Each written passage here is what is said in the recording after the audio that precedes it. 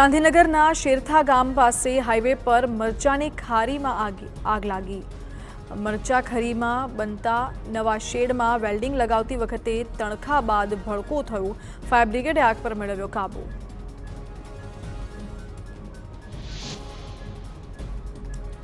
વડોદરાના આજવા રોડ પર આવેલા એકતાનગર વિસ્તારમાં મોડી રાત્રે આગ લાગી। ડ્રેનેજની કામગીરી ચાલતી હોવાથી ફાયરની ટીમ સમયસર ન પહોંચી શકી। ભારે જહેમત બાદ ફાયરના જવાનોએ આગ પર કાબુ મેળવ્યો। મકાન બળીને ખાખ।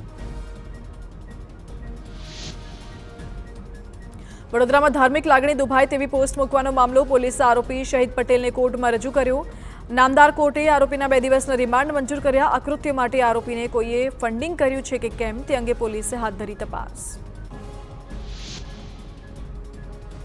ભારતીય પરિવારની કબૂતરબાજીમાં કથિત રીતે સામેલ અન્ય એક વ્યક્તિની યુએસમાં ધરપકડ કરવામાં આવી। હર્ષકુમાર રમણલાલ પટેલની શિકાગોમાં ધરપકડ કરવામાં આવી અને ગેરકાયદે સરહદમાં ઘૂસાડવા અને લાવવાના કાવતરાનો તેના પર આરોપ મૂકવામાં આવ્યો હતો। કેન્દ્રીય કર્મચારીઓને મળશે લોકસભાની ચૂંટણી પહેલા મોટી ભેટ। આગામી મહિને ડીએમાં 4% થશે વધારો। કર્મચારીઓને 7મા પગાર પંચનો મળશે લાભ।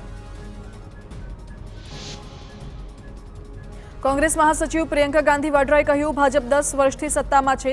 G20 સમિટ જેવી ઘણી મોટી ઇવેન્ટ્સ યોજાઈ। બધાએ કહ્યું કે આવી ઇવેન્ટ્સને કારણે દેશનું સન્માન વધી રહ્યું છે, પણ હું પૂછવા માંગુ છું કે શું દેશનું સન્માન યુવાઓ, આપણા પોલીસ કર્મીઓ અને વિદ્યાર્થીઓ સાથે જોડાયેલું નથી? યુવાનો માટે નોકરીઓ નથી, ખેડૂતો હજુ પણ રસ્તા પર બેઠા છે।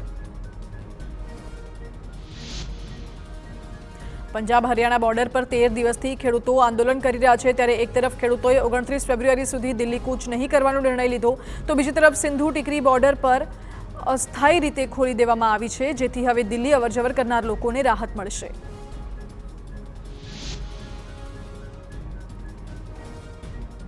ઉત્તરાખંડના ઉત્તરકાશી, ચમોલી અને પિથોરાગઢમાં હિમવર્ષા થતાં વાતાવરણ ખુશનુમા। હિમવર્ષાના કારણે આસપાસના વિસ્તારોનું તાપમાન ઘટ્યું, સાથે જ અન્ય જિલ્લાઓમાં હિમવર્ષા માટે યલો એલર્ટ જારી કરાયું। 26 અને 27 ફેબ્રુઆરીએ હવામાન ખરાબ રહેશે અને કેટલીક જગ્યાએ ગાજવીજ સાથે વરસાદ પડશે।